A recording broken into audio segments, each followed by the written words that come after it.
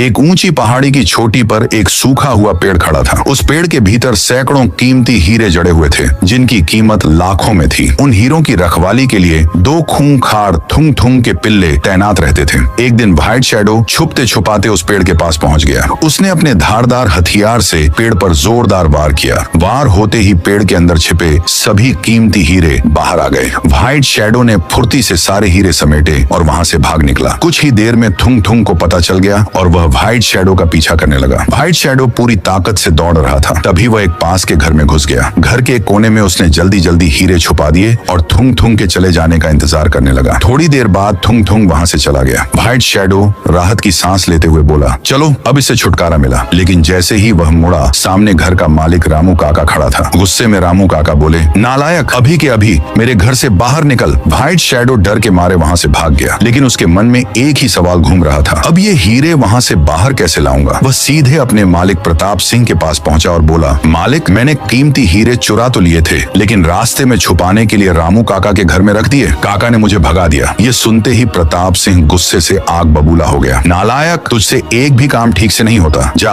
अभी हीरे लेकर आ, अगर खाली हाथ लौटा तो तुझे जिंदा नहीं छोड़ूंगा। डर के मारे व्हाइट शैडो तुरंत रामू काका के घर की ओर निकल पड़ा। जब वह वहां पहुंचा तो देखा कि पूरे घर में थुंग थुंग की फौज तैनात थी और हीरों की तलाश चल रही थी। व्हाइट शैडो चुपके से पीछे की खिड़की से घर के अंदर घुसा। उसने छुपाए हुए हीरे उठाए और बाहर निकलने ही वाला था कि अचानक थुंग थुंग का एक झुंड उसके सामने आ गया। बिना कुछ कहे सभी ने मिलकर व्हाइट शैडो को पकड़ लिया और उसकी जमकर पिटाई करने लगे। दर्द से कराहते हुए व्हाइट शैडो चिल्लाया, मुझे मत मारो, मैं मरना नहीं चाहता। अगर तुम मुझे बचाना चाहते हो तो प्लीज सब्सक्राइब करो।